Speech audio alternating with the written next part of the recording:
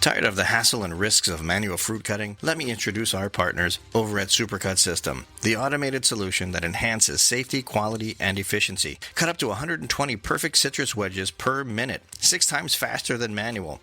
Patented technology delivers consistent slices, reducing waste and eliminating plastic. The contactless hygienic design lowers contamination risk and workplace injuries. Supercut integrates seamlessly for any volume. Improve profitability and customer experience. Experience the power of automation with Supercut. Get started today at supracut.com and be sure to ask about their risk-free trials. You brought together Key West pink shrimp, Florida blueberries, and sweet corn. It's not a typical combination. Where did you get the inspiration from for that? Carl, if I'm being honest, my inspiration came from you. I don't know if you realize the inspiration you have putting us chefs on this platform, this podcast, everything you do for us.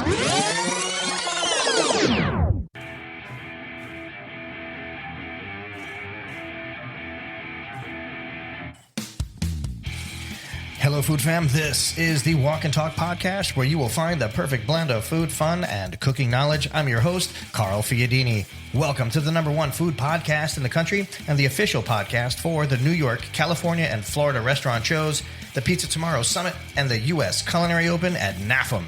We're recording on site at Ibis Images Studios, where food photography comes alive and I get to eat it.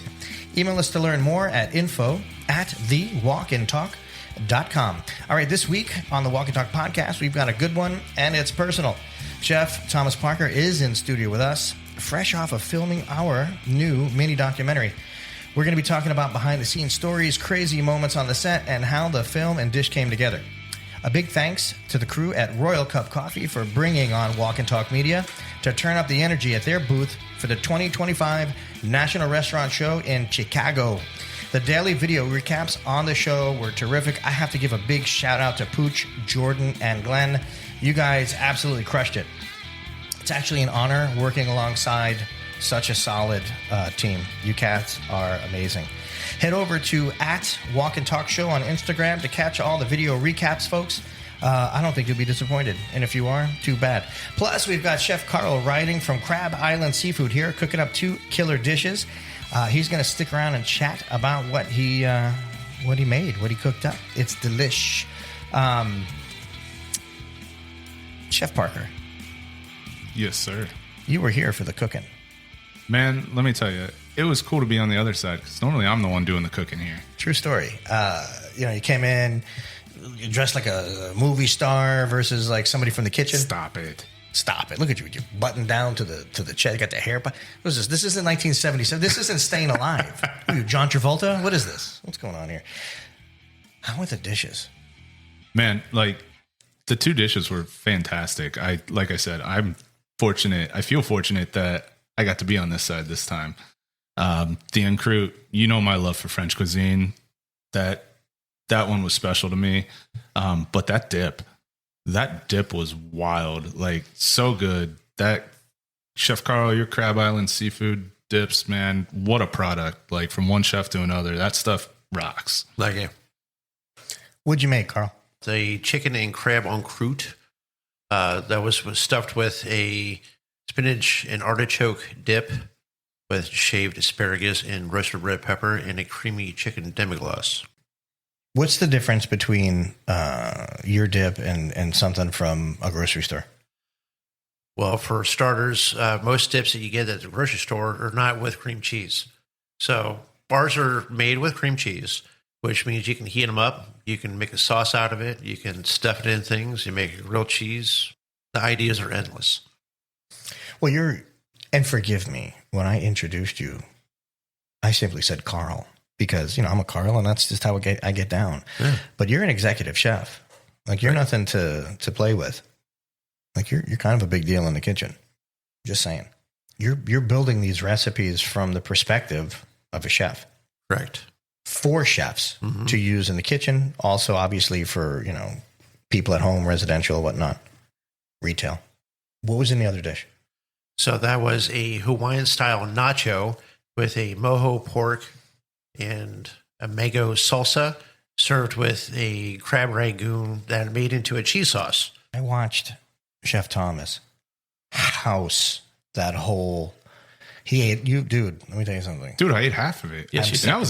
That's a shareable portion. I ate half of it. I saw The mojo pork, the mango on it, the kimchi on it. Oh my God, it was good.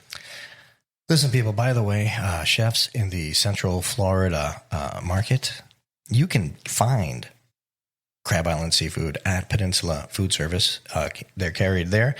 And that's anywhere from Orlando all the way to Tampa, down to Sarasota. And it's that whole corridor. You can DM me, call me, check me out. I'll connect. Thomas, we did a thing last week. We did a pretty incredible thing last week, man. How excited were you?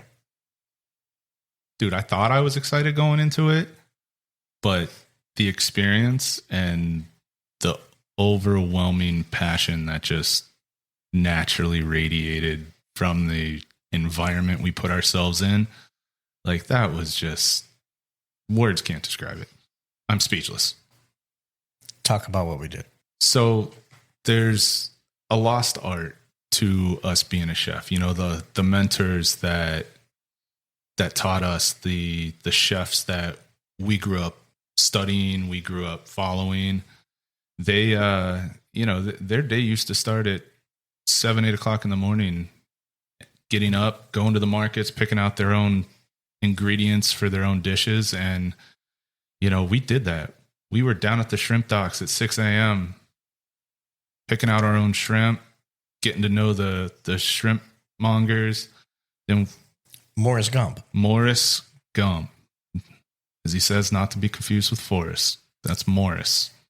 Man, if there was ever a character to be, kind of featured a little bit in a documentary, it's that cat. That he is who you want to run into. He's who you want to know. He's who you want to get the stories from. Like, that is the true insight of their day-to-day, their life, and the trials and tribulations that they go through being out on a boat for extended periods at a time. Thomas, you foraged for ingredients across Central Florida. You said it, from the Tampa docks to the local farms. In the piece, in the documentary, you actually mentioned you felt like Bourdain. Talk about that. Man, I grew up watching Anthony Bourdain on TV. I grew up reading about all the chefs that I've looked up to my entire career. Like, I got to do that. I got to go to the shrimp docks, meet the fishermen, pick out my own ingredients, talk to the farmers, hear their stories and struggles of what they go through. We all try to relate to our farmers every career. When you're talking to somebody about work, that's just what you relate to, is your own experiences. But in doing what we did, like, you really find out the experiences and how there is no relation to every career that goes on, and what it really takes to provide us chefs with the quality ingredients that we put on our plates. So what part of this odyssey that we went on that day left the biggest impression on you? It's hard to pick just one, but I'll go back to Morris, because Morris was, like I said, he's the person you want to meet, because he gave us such an insight. And just him talking about how he was out for 40 days on his last fisherman journey, and he came home with $1,300. 45 days. 45 days out there, over 40 days on a boat, barely eating, struggling to survive, and you come home with only $1,300 in your pocket. Not only is it something where you have to catch to be paid, but it's dangerous. Yeah, it's dangerous. I mean, they're out in the Gulf of Mexico, well, the Gulf of America, and they're doing their thing, and they're gone for more than a month. I don't know if people can wrap their brain around, like, if you have to take a car ride from Tampa to Orlando and it's like 2 hours because of traffic and you hate your life. Imagine being out on a not that big of a vessel in the middle of the Gulf for over a month. Oh my gosh. Seeing that you're not bringing in the right amount of shrimp that you're going to make any money. Can you imagine? We talk about mental health awareness, and we talk about all of these things that are, problematic, right? Imagine what kind of turmoil you go through internally on a boat. Yeah, absolutely. And he was talking about, the 30, 40, 50,000 gallons of fuel that they got to put in the boat and then feeding the crew on top of it. And like, you literally you can't come back home. You can't come back to the dock until you've caught enough shrimp, fish, whatever it is, to cover that fuel cost, cover the crew, and still turn somewhat of a profit to pay the crew. Yeah, I want to give a thanks to Superior Seafood for allowing us to come in and do that. Ernie, who's the owner, we arrived super early before he even got there, and that's where we ran into to Morris, and what an amazing experience just to be in Tampa, dark, sun's not up yet. The boats that are still there, like it's an eerie but beautiful time and experience. You brought together Key West pink shrimp, Florida blueberries, and sweet corn. It's not a typical combination. Where did you get the inspiration from for that? Carl, if I'm being honest, my inspiration came from you. I don't know if you realize the inspiration you have putting us chefs on this platform, this podcast, everything you do for us. We're so grateful for it. And when you came to me and said, let me know about your relationship with the shrimp dock and the blueberry farm and the corn, all the local farmers markets and what they offer, I said, let's create a dish from this. Wow. I thank you for that. It's not often where I'm hearing anything of the sort. People are nice online, and I'll get a message every now and again that'll say something about, hey, what you guys are doing, it's great for the industry, and they'll give us an attaboy.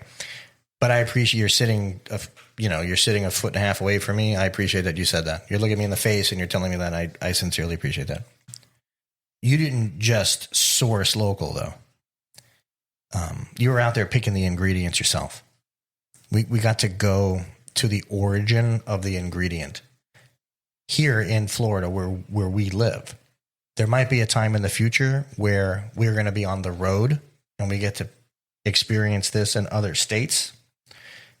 But this one was special. I said it was personal because we live here. And what we did was focus on here. And I think that's part of the beauty of how this whole film kind of came together. It's a short documentary. It's a mini doc. So it's just shy of 8 minutes. But it's 8 minutes of passion. How did that hands-on experience change the way you see your own cooking? You said it best. You said it's passion. It's funny. There's one point in the documentary, and I was getting into the commentary and the questions that when we were interviewing, that there was one point where like it almost brought me to tears. That's how passionate I got speaking about it. But yeah, it all comes down to the passion for whatever it is you're cooking. We put together shrimp and blueberries and corn. That's not a normal flavor combination, but I feel that as a chef, you should be able to elevate and pair almost any ingredient together and find that way to create that balanced dish. Yeah, but it wasn't just that you threw blueberries on a plate, or corn on the cob. You did some unique techniques. Go ahead and explain what you did. Yeah, so a handful of years ago, fruit-infused barbecue sauces really became a thing. So I thought, well, let's create a blueberry harissa glaze for the shrimp. Well, let's fire the charcoal grill up. Let's really get some char on that. Let's hit it with that beautiful glaze with the fruit infusion into it. And that'll bring such a nice sweetness balance to something that is typically very spicy in harissa. And then with the corn, the corn is near and dear to my heart. I'm a Midwest boy. I grew up in Ohio. I lived around corn farms the first 30 years of my life. So Florida sweet corn was the very first thing that was ever available to us in Ohio. We had that for the first 2 months of corn season before Ohio sweet corn came into play, because clearly different climates, Ohio and Florida. So that's what we had to work with. And I couldn't wait for the fresh corn sale of the spring. I wanted to utilize the corn in multiple different variations when I create a dish, I typically try to pick 3, 4, or 5 elements to it and use those ingredients in different ways. For me, the whole dish was great. But the poached shrimp and corn cake was a standout. Where did you come up with the idea for that? So right now in my restaurant, my best-selling appetizer is my crab cakes. And I thought about doing a shrimp cake, but then I thought, how can you change that? How can you do it different than just a normal shrimp cake? So I created the filling, which we poached that beautiful pink shrimp. We grilled some of the corn and added it to it, mixed it with some infused mayonnaise and some cream cheese. And then I basically froze that and then cut it out with a mold. And then we breaded it traditionally, just like you would bread a chicken parm, flour, egg, breadcrumb, and then lightly fried it. So as you cut into it, it was super light and airy and runny and just added a whole nother element to the dish. For the audience, both of these chefs here today are from Ohio, and they have a unique experience on food. OHIO. Right. What I think where they're lacking is in college football. And John and I, being that we're from Miami, we're just it's all about the U. And I just wanted to make it clear that don't go there. That Miami is inherently better, along with the corn. So to move forward. Yeah, I don't think so, but I order. But it's true. All right. From Keel Farms to the Crossroads Market, we hit several spots. For everyone listening, it isn't that, this was arranged. This was put together. It was produced. But it wasn't done in a way where it was scripted. Most of the things that we do at Walk and Talk Media aren't scripted. There's loose outlines, and we utilize the experiences, the passions, and the knowledge base of the people that were around that we have onto the programs, the various programs. So when I explain to Chef Thomas, hey, we're going to end up going to a blueberry farm, a corn farm, when we're going to the docks and whatnot, it's up to him to talk. It's up to him to question. It's up to him to share the particular emotions that he's experiencing at each location. Thomas, how did you stay grounded in that? How did you embrace the fact that you were in these spots doing something very different, in that not every chef gets to do a documentary? Yeah, super grateful. And it's funny you say that, because I was just with my in-laws last weekend, and my father-in-law, who personally called me to tell me how proud he was of me. And that was a great feeling. He looked at me and he asked me, he's like, were you reading from a script?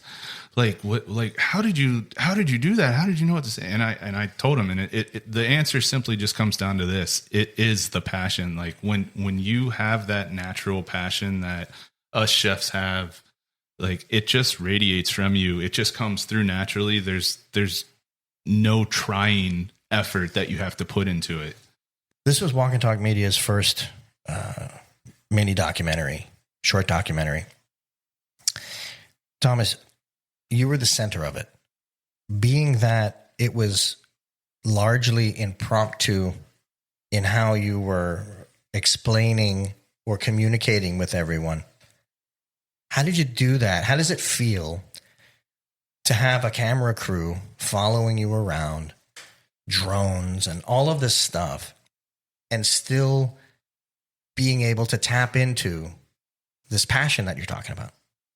I don't know if there's a specific feeling, but like it was just natural. It was so cool because I just naturally got to be myself. I've done the local news multiple times. We've done the shooting here in the studio, and like it's a completely different feel from that to what we did for the documentary, because we were out on the farm. hey, go find yourself some corn, man. It's the truth. So, by the way, I don't know, a week before, I never look at the weather that far in advance for anything. And, Chef Thomas gives me a call one day. He says, do you know it's supposed to rain on the day for filming? And I'm like, don't worry about it. It's like a week away, man. And it's going to be fine. Sure enough, it's like half torrential downpours throughout the day. And let me tell you something. At first, I was nervous about that because I figured, oh man, that's literally raining on our parade, It added so much character. John, when John saw it, he goes, you were worried about the weather. He goes, dude, it made the experience. It made it made the film. It gave it so much personality and character. Yeah, you think the shrimpers or the farmers stop because it's raining outside? Heck no.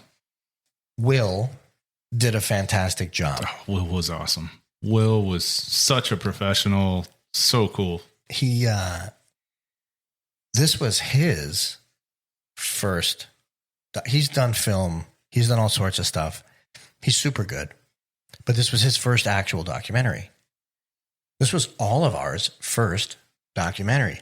And I feel like it came out splendidly. I don't know a better way to say it. I actually submitted it to a bunch of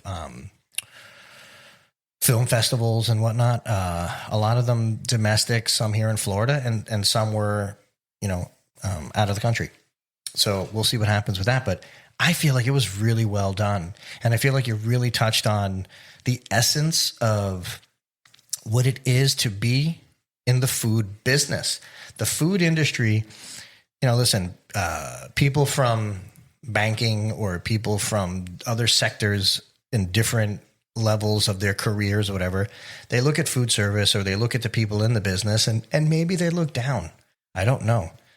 But at the end of the day, executive chefs make a very healthy living. Most of the people in the industry do well. There's a lot to talk about in terms of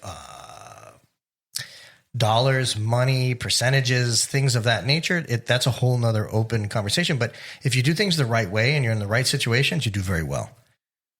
With that said, man, you bridged the gap between entertainment, passion, and the food industry. You put it all together. It's like a trifecta. So what I think, I want to do more of these. I am inclined now, after pulling one off, I want to do these as often as we can. Obviously, we're looking for sponsors and partners to be involved in these things.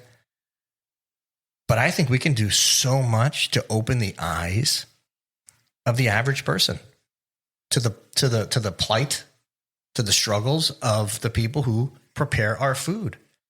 These people feed us with grace and we don't even know. Yeah, we got in front of 3 ingredients. How many ingredients are out there? How many ingredients are local that we can get in front of? And it's such an experience. It's an experience talking to the farmer, the fisherman, the cattle herder. I mean, like, the possibilities are endless, and it's only going to create more of an experience for us chefs to get it out to the audience and really show them this is what it's all about.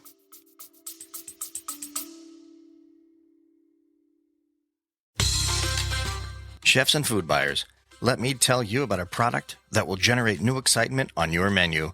Fully cooked, pasture-raised, all-natural Australian lamb from Aussie Select.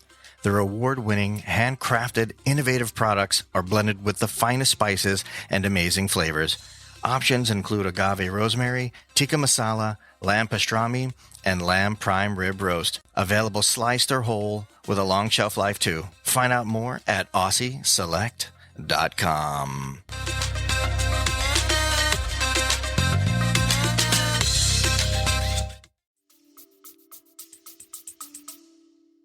Yeah, I've always been a big fan to know where your food comes from. There's a whole different world where, it comes from, say, ocean to table. Big line. Always been a big fan of that. when you're talking about fishermen, when you're talking about a microgreens farmer, when you're talking about, tomato farmers, growers, citrus, each one of them, yeah, you're dealing with elements, you're dealing with water, you're dealing with sunlight, you're dealing, pests, you're dealing with all the same stuff, but they're all individually very different from each other. You talk to him, like our friend Marvin, he's a microgreens farmer. He's got it like rough like anybody else does, but his life, what he does on a daily basis, is different than somebody who raises cattle. It's just different, but it's hard. It's not an easy life. And yes, you can make money, and yes, it's a good life. I think it's a wholesome life. I think it's something where we should all, in my perfect world, everyone would have enough land to support their own food. But obviously we don't live in that. That's not something that's I don't even think possible. But here we are. Chef Carl, we have the opportunity to tell the stories, and we have an audience base, thankfully, who listens. It's amazing. It's really amazing where we are right now. I can't believe that I can say I was an executive producer of a documentary. I can't believe I can say I was in a documentary at all. I was going to say that, but I didn't want to say it for you. Like, that's my point. Are you kidding me? That's like somebody writes a book and they become an author, right? Well, you make a short film, and put it together and whatnot, and now you're the executive. Anyway, I'm out of my mind with the fact that we pulled this off. And then, obviously, so, and just so everybody understands, this was a 12-hour day. And it started at dark and it ended at dark, basically. And we came back to Ibis Images Studios, where Chef Thomas actually finished the dish. We cooked everything. Well, Thomas cooked everything here. And of course, John was here, ready to capture the dish on film, in terms of photography. And it's a gorgeous dish with, of course, gorgeous photography. I hate, stroking you over there, man. But he does such a good job. Everybody did such a damn good job. More to come. Definitely more to come. If you had to build a sequel dish, all Florida ingredients again, what's your next move? Off the top of my head, I don't know the exact dish, but we got to do something with citrus, Florida citrus. Using acid to balance a dish, just that overwhelming pop of lemon juice or lime juice or even orange juice. It really, I think that speaks to Florida cuisine quite a bit. I see Chef Carl, he's bouncing his head up and down over there. You agree? I absolutely agree. Citrus gives you a whole different level of flavor, of freshness, a cleanness to it. So it's even in my dips, I use a lot of citrus. It helps to balance everything out very well. The thing about Florida, it's a funny place.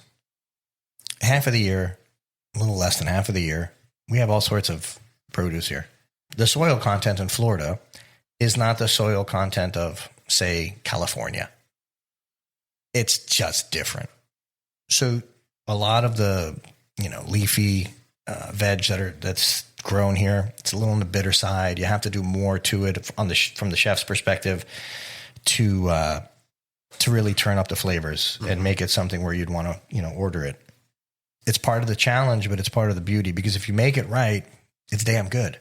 Tomatoes, lemons, limes, snapper. We have beautiful local snapper. I mean, we can create a great dish from those ingredients. As we look forward to more documentaries, obviously there's going to be more chefs, more people who want to get involved in this. I think that maybe you could be a good point person to help on menu development for these documentaries. Something that we can actually build out, frame out. We can do a year's worth of this and really do some good, I think, for our industry. Definitely. My creative mind stupid at times. Like I'll pair the oddest ingredients together and it just comes out absolutely phenomenal flavor bomb that you're just not used to. Hey, Chef Carl, isn't your crab floated blue crab? Yes, it is. We love to have local products in our stuff. Yeah, we're Florida born and want to keep it that way. You're using some fresh mahi too, some local fresh mahi. Absolutely. That's awesome. Carl, your prime candidate for a documentary sitting right here. He's got a local company. He's using local ingredients. There it is. Well, I think we can definitely do some crossover work with that. I mean, if you're interested. Absolutely. Okay. Yeah, I do. I want to talk about this more. And this is something, John, we're going to do this. And I want to do it in a big way. There is nobody out there doing what we're doing. And I don't say that as, backslapping myself or, I say that humbly. I don't see anybody doing the content, the type of content and the quality of content and the depth with the passion that we're doing. I just don't see it. And we're looking for it, especially us chefs. When we have downtime, when we're looking for inspiration, we live on social media. We're looking for the type of content that we're doing. And it's few and far between. You know who else lives on the Gulf that would make for a terrific show? Pooch. Do one in Louisiana. Uh-huh. Oh, yeah. Yeah. I'm still trying to come up with a Louisiana crab dip. Are you really? Oh, yeah. Tell me more about that. Well, so far the thought is like the Holy Trinity, peppers, onion, celery, put that in there. Maybe some andouille or some tasso ham kind of thing. And, maybe some I don't want to use Old Bay, but crab boil type flavoring. There's a company called Dat's Sauce, and they're out of Louisiana. Amazing product. I'm going to connect you guys, and I think that the friendship's going to go forever. That's my opinion. Awesome. By the way, Pooch, great job at the NRA, man. That blooper reel was funny as could be. Did you see that? Yeah. At first I'm looking at it, and I'm thinking to myself, oh, man, they just showed the guts of, the behind the scenes there. Because that's what I do, too. Like, half of the time when I have to redo my stuff, I'm usually, with the bloopers and the things and all that. And it's funny to see somebody else. I thought it was hilarious. Yeah, you're right, man. Pooch, Yeah, you did a terrific job, brother. And I'll say it again to Jordan and Glenn out there. You guys did a terrific job over at the Royal Cup Coffee booth, and they did probably like 20 interviews a day. Wow. By the way, in August, we're going to be at the California Restaurant Show, and that is going to be amazing. We are the official podcast for the California Restaurant Show. So we're going to be part of the show. That's nice. cool. That's awesome. It's amazing. And Restaurant Events LLC, these cats are great people. They're down to earth. They're as human could be. And I feel like this is another one relationship's going to go on for a long time. That's exciting. Chef Carl, what's your socials? How do people find you? On all social media, Crab Island Seafood. Excellent. Follow this guy, please. Thomas. Chef _ Thomas Parker. John, do you have what do you have, Facebook or something? MySpace? What do you have? Facebook and Instagram. How did we find you, John? At Ibis Images. Ibis Images. Catalogs, menus, food photography. If you're not with John Hernandez at Ibis Images, you know where. All right, guys, I love you all. I appreciate you coming out today. Fantastic show. More documentaries to come. We are out.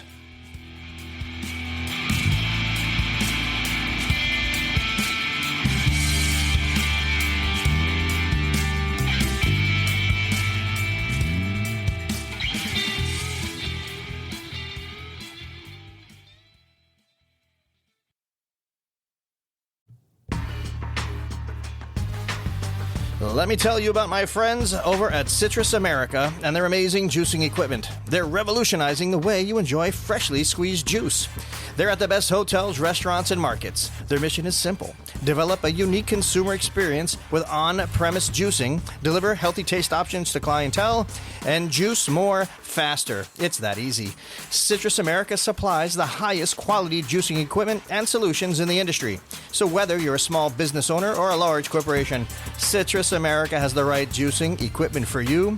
Find out more at citrusamerica.com.